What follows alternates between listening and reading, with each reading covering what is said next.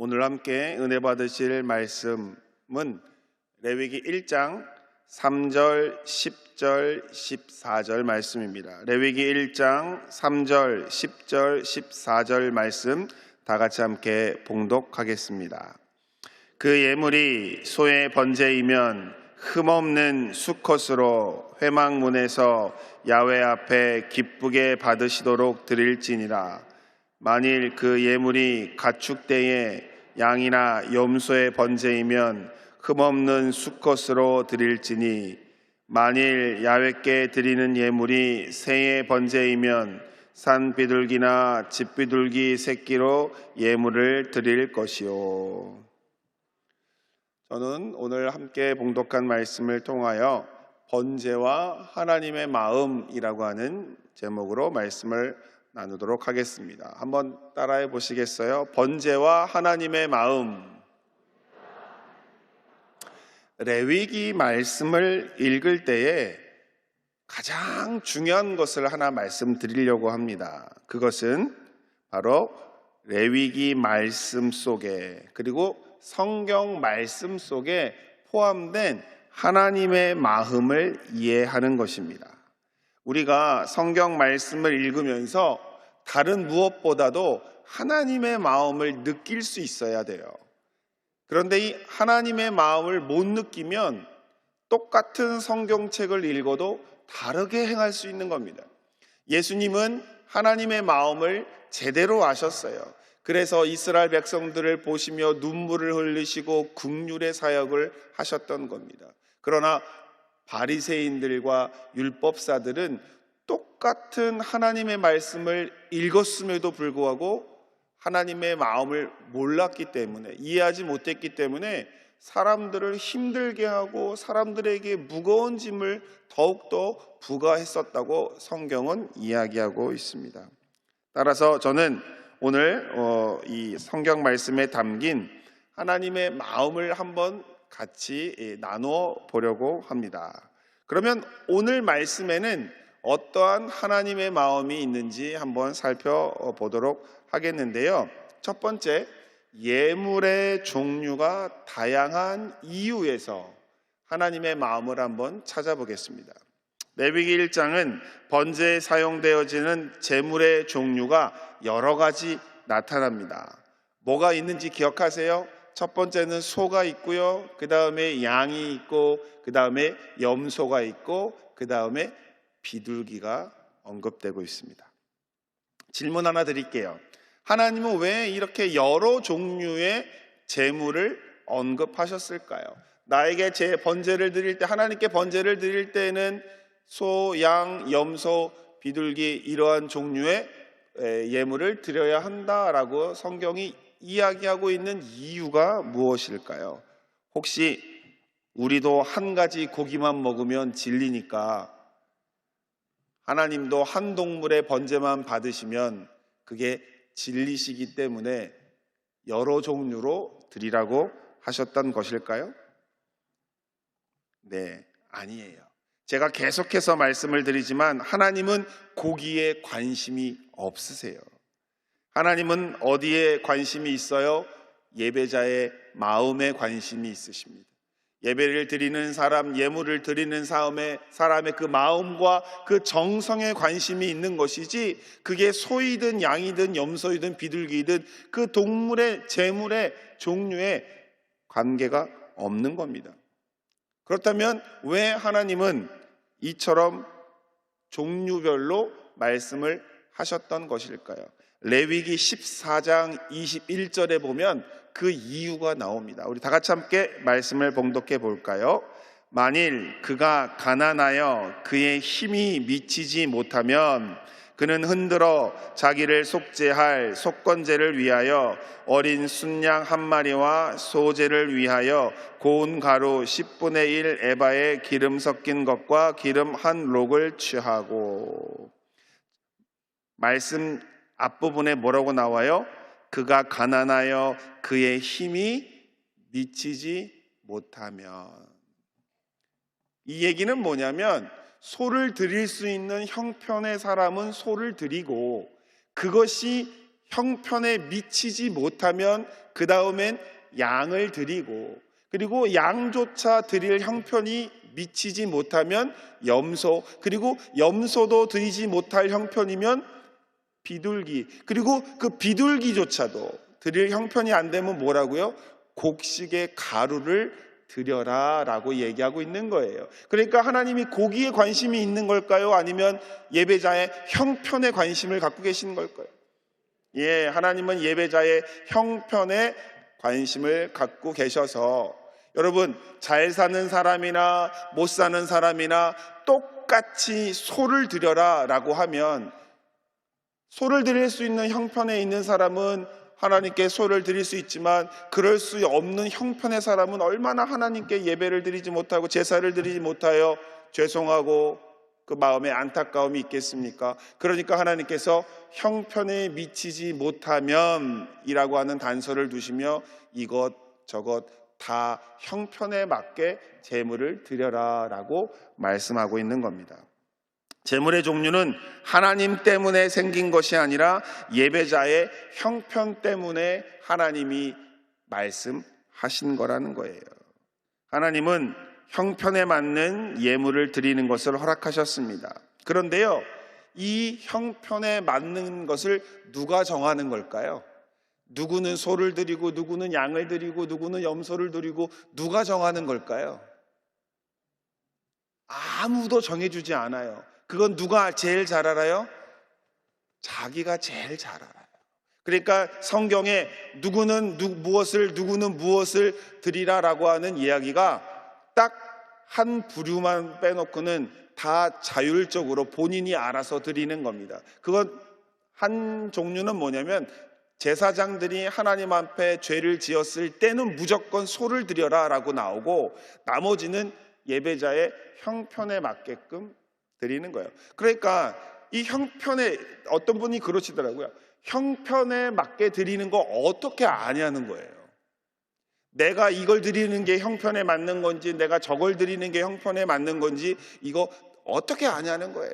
그래서 제가 예를 하나 드릴 때가 있는데, 자, 우리 5월 달 되면 어버이날이 다가옵니다. 그때 아이들이 어머님, 아버님에게 무엇을 만들어 주죠? 카네이션을 만들어 줍니다. 자, 그러면 그 카네이션이 여러분 어떠세요? 종이로 만든 카네이션이 좋으세요? 아니면 생화로 된 카네이션이 좋으세요? 그런데 만약 초등학교 손녀가, 유치원에 다니는 손자, 손녀가 할아버지, 할머니, 엄마, 아빠에게 카네이션을 준다고 하면 종이가 중요해요? 생화가 중요해요? 아니면 그게 안 중요하십니까? 그게 안 중요하죠. 종이로 만들어도 이뻐야 좋아하세요? 아니면 삐뚤빼뚤 못생겨도 괜찮아요? 예, 못생겨도 괜찮아요. 그러니까는 어버이날 어떤 자녀가 어머니에게 삐뚤빼뚤한 종이로 만들어진 카네이션을 선물하는 걸 보고 엄마가 눈물을 흘리는 거예요. 너무 기특해서 그 모습을 보고 남편이 아내에게 자기도 종이꽃을 주는 거예요.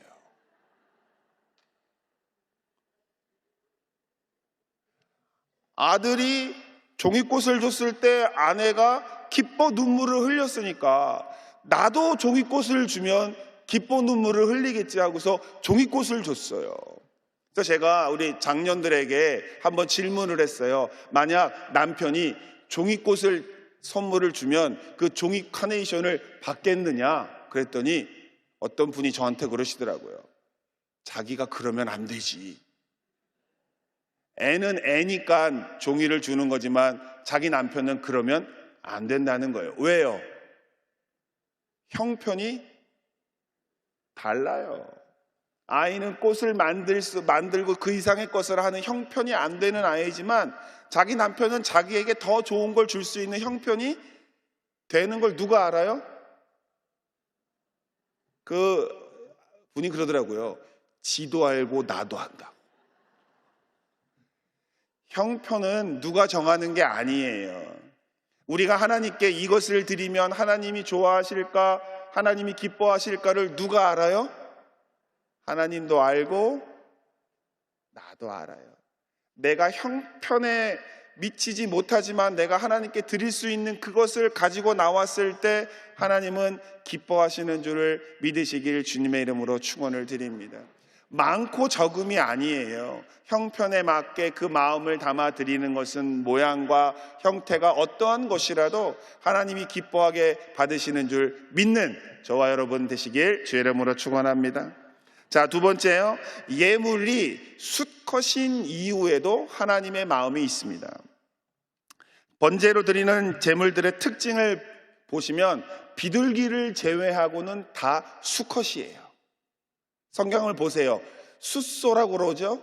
순양이라고 그러죠. 순염소라고 그래요. 그래서 제가 어느 분께 말씀을 드렸어요. 하나님은 왜 숫소, 순양, 숫염소를 제물로 바치라고 하는 걸까요? 라고 했더니 어느 권사님께서 저에게 오셔서 말씀을 하시길, 암컷은 새끼를 낳아야 하기 때문에 죽이면 안 된다. 그래서 제가 그랬어요. 암컷은 새끼를 혼자 갖냐? 수컷도 필요하지 않냐? 그런데요, 하나님께서 수컷을 제물로 드리라고 하는 말씀에는 농경사회에서는 수컷보다 암컷이 경제적인 가치가 더 많아요. 농사도 지을 수 있고요, 그 다음에 새끼도 낳을 수 있고요, 그 다음에 우유를 통하여 버터를 만들 수도 있고 가죽을 쓸 수도 있는데 수컷은 그렇게 쓸 일이 별로 없어요. 그래서 암컷을 제물로 드리라고 하면 거기에 가정 경제에 손해가 많아요. 하지만 수컷은 암컷보다 손해가 좀 덜해요. 그러니까 하나님께서 암컷보단 수컷을 하나님께 드리라라고 하신 이유는 그 가정의 형편에 부담을 주기 위해서일까요? 덜 주기 위해서일까요? 네, 그게 하나님의 마음이에요. 하나님은 이런 분이세요. 하나님은 우리의 형편을 너무도 잘 아시기 때문에 부담을 덜어주는 쪽으로, 그러나 감당할 수 있는 그쪽으로 예물을 설정하셨던 겁니다. 이처럼 우리의 형편을 돌아보시는 하나님의 마음을 깨닫고 감사하는 저와 여러분 되기를 주님의 이름으로 축원합니다. 자, 세 번째는요, 비둘기는 암수를 구분하지 않는 이유에서도 하나님의 마음이 있습니다. 비둘기의 경우에는 산비둘기나 집비둘기나 암수를 구별하지 않아도 된다고 성경은 말하고 있습니다. 그 이유가 뭘까요? 숫소, 순양, 순염소는 암수를 구별해서 드리라고 하는데 비둘기는 암수 얘기가 없어요. 왜 그럴까요? 가장 큰 이유는 암수를 구별하기가 쉽지 않았기 때문에 그렇습니다. 그리고 특히 산비둘기를 잡으려면 상당한 노력이 필요했는데요. 사진 한 장 좀 보여주시겠습니까? 여러분, 이게 뭔지 아세요? 예, 저걸 속구리를 해놓고 그 앞에다가 이 곡식 가루를 이렇게 곡식을 뿌려 놓으면 누가 와요? 새들이 와서 그걸 쪼아 먹죠. 그럴 때 저 막대기를 실에다 연결해 가지고 실을 쭉 빼면 속구리가 그 새를 가두는 거죠. 다들 해보셨죠? 저도 어렸을 때 저의 그 집 앞에서 저렇게 놓고 참새를 하루 종일 기다린 적이 있어요. 그래서 가끔씩 참새가 옵니다. 그리고 참새가 와서 들어갔을 때 막대기를 당기면 참새가 잡혀야 되는데 잡혀요, 안 잡혀요? 안 잡혀요. 저는 지금까지도 참새를 잡아본 적이 없습니다. 그런데 혹이나 잡았다고 쳐요. 그래서 딱 봤는데 이게 암컷이면, 하나님이 수컷을 드리라고 그랬는데 암컷이면 얘를 드릴 수가 있어요, 없어요? 없죠. 그러면 또 놔줘야 돼요. 그런 다음에 또 어떻게 해요? 또 하루 종일 기다려야 돼. 또 잡았는데 이게 수컷인지 아닌지 몰라요. 했는데 또 암컷이면 어떻게 해요? 또 기다려야 돼요. 그러니까 집에서 키우는 순소, 순양, 순염소는 집에서 키우고 구분할 수 있기 때문에 구분을 하지만 산비둘기나 집비둘기의 경우는 저거는 암수를 구분해서 하는 것이 굉장히 힘든 일이에요. 그러니까 비둘기의 경우는 암수를 구분하지 않았던 것입니다. 하나님은 우리를 일부러 힘들게 하시는 분이 아니에요. 일부러 골탕 먹이시는 분이 아니라고요. 그러니까 어려운 건 어려운 그대로 이해하시고 저건 암수 구분하는 것이 쉽지 않으니 저것은 그냥 드려도 된다라고 말씀을 하셨다는 것이죠. 그런데요, 여러분, 그거 아세요? 비둘기를 잡을 수 있는 사람은 그나마 밖에 나가서 잡을 수 있는 건강이 있는 사람들이에요. 그런데 여러분, 앞에 소와 양과 염소는 돈의 문제예요. 그런데 비둘기는 건강의 문제예요.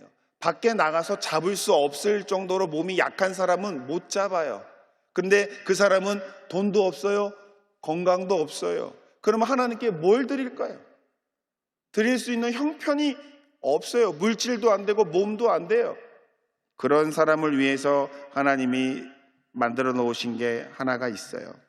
성경에 보면 우리가 번제를 드리는 이유가 피 흘림이 없이는 죄사함이 없어서 소도 양도 염소 비둘기도 다 피의 제사에 속하는데 그것조차 드릴 형편이 안 되는 사람은 레위기 5장 11절에 보면 뭐라고 나와 있냐면 만일 그의 손이 산비둘기 2마리나 집비둘기 2마리에도 미치지 못하면 그의 범죄로 말미암아 고운 가루 10분의 1 에바를 예물로 가져다가 속죄물로 드리되 이는 속죄제인즉 그 위에 기름을 붓지 말며 유황을 놓지 말고. 형편이 비둘기를 드릴 수 있는 것도 안 된다면 가루를 가지고 와도 된다는 거예요. 그런데 여러분, 속죄를 하기 위해서는 뭐가 있어야 돼요? 피가 있어야 돼요. 피 흘림 없이는 죄사함이 없어요. 그런데 이 말씀에 의하면 피 흘림이 있어야 돼요? 없어도 돼요? 예, 형편이 안 되고 끝까지 안 되는 사람일 경우에는 피의 제사가 아니어도 하나님이 받아주신다, 안 받아주신다? 받아주신다는 거예요. 여러분, 이게 하나님의 마음이에요. 이게 하나님의 율법이에요. 그러니까 율법이 무서워요? 아니면 하나님의 사랑이 있어요? 네, 예수님은 사랑을 보았고 율법사들은 사랑을 못 봤어요. 그러니까 하나님 말씀이 사람을 살리기도 하고 사람을 죽이기도 하는 말씀으로 이해되는 것이죠. 저는 이 말씀이 은혜의 말씀이라고 생각합니다. 그래서 성경 말씀을 읽을 때마다 하나님의 마음을 느낄 때마다 늘 하나님께 감사의 마음이 차고 넘쳐나게 돼요. 만약 우리가 하나님 말씀을 읽으면서 하나님의 마음을 조금이라도 이해를 할 수 있다면 성경 말씀이 꿀과 같이 달 거라고 생각합니다. 바라기는 저와 여러분이 성경 말씀을 읽을 때 성령 하나님께서 우리의 마음의 눈을 밝혀주셔서 그 안에 담겨있는 하나님의 마음을 익히 깨달아 알게 하여 주시기를 주의 이름으로 축원합니다. 말씀을 제대로 읽으면 하나님의 마음이 보여요. 그리고 하나님의 마음이 보이면 사랑하지 말라고 해도 사랑의 마음이 생겨요. 하나님의 마음을 알면, 우리가 부모님의 마음을 알면 부모님께 효도하고 부모님의 뜻을 행하는 것처럼 하나님의 마음을 알면 하나님이 무엇을 원하시는지, 하나님의 뜻이 무엇인지 깨닫게 되고 하나님이 원하시는 그러한 복된 백성의 삶을 살게 될 수 있는 줄 믿으시길 주의 이름으로 축원을 드립니다. 살기 힘든 세상에서 우리 형편을 제일 잘 아시는 하나님을 이렇게 알면 변하는 게 하나 있어요. 뭐냐면 이웃 사촌들에게 내가 만난 하나님을 전하고 싶어지는 거예요. 여러분, 전도가 어려운 게 아니에요. 전도는 내가 만난 하나님을 이야기해 주는 거예요. 내가 만난 하나님의 마음을 사람들에게 알려주는 거예요. 내가 힘들 때, 어려울 때, 내가 연약할 때 하나님이 나를 도와주시고 치료하시고 살 길을 주셨음을 이야기하는 거예요. 너도 힘드니 너도 하나님 만나봐. 내가 만난 예수님을 만나봐. 성령의 도우심을 간구해봐. 너도 살 수 있어. 너도 복된 삶을 살 수 있어. 변화될 수 있어 라고 이야기하는 게 전도예요. 다른 게 아닙니다. 하나님을 먼저 만나시고 그 만난 하나님을 이웃들에게 전하는 여러분 되시기를 주의 이름으로 축원합니다. 오늘 말씀을 통해서 느꼈던 그 하나님의 사랑, 하나님의 그 마음이 여러분 삶에서 나타남으로 여러분이 이웃사촌들에게 그 하나님의 따뜻한 사랑을 전파하는 전도자의 놀라운 은혜의 삶을 살게 되시길 주님의 이름으로 축원합니다. 기도하겠습니다. 몸이 아프신 분은 아픈 곳에 손을 얹으시고 마음에 소원이 있는 분들은 가슴에 손을 얹어 기도하기 바랍니다. 우리의 모든 형편을 잘 아시는 은혜의 하나님, 이 시간 우리의 몸의 형편에 주님의 치료가 필요합니다. 아픈 곳에 손을 얹어 기도하오니 치료의 역사를 이루어 주옵소서. 하나님을 몸을 다하여 마음을 다하여 생명을 다하여 섬길 수 있도록 우리 안에 강건함을 허락하여 주옵소서. 고통이 사라지게 하여 주시옵시고 막힌 것이 뚫리게 하여 주시고 약한 것이 온전하게 하여 주시옵시고 불편함은 사라지게 하여 주시고 평안함이 임하게 하여 주옵소서. 힘을 잃은 세포들은 힘을 회복하게 될지어다. 나쁜 세포들은 일곱 길로 떠나갈지어다. 모든 기관들의 능력이 정상으로 회복되어질지어다. 하나님 또한 우리의 삶의 물질의 형편, 장막의 형편, 취업의 형편, 결혼의 형편, 아버지 자녀 잉태의 형편, 학업의 형편에도 하나님의 은혜가 충만하게 내려앉게 하여 주옵소서. 해결되게 하여 주시옵소서. 이 시간 하나님께 마음을 담아 특별히 예물을 올려드린 그 믿음의 귀한 정성의 손길 위에도 하나님 형편의 넉넉함에 복을 허락하여 주옵시고 삶에서 30배, 60배, 100배의 넘치는 복으로 갚아주시고 채워 주옵소서.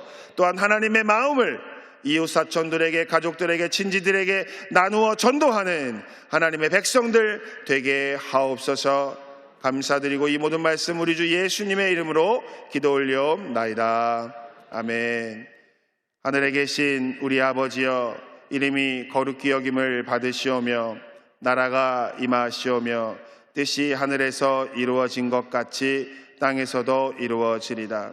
오늘 우리에게 일용할 양식을 주시옵고 우리가 우리에게 죄 지은 자를 사하여 준 것 같이 우리 죄를 사하여 주시옵고 우리를 시험에 들게 하지 마시옵고 다만 악에서 구하시옵소서. 나라와 권세와 영광이 아버지께 영원히 있사옵나이다. 아멘.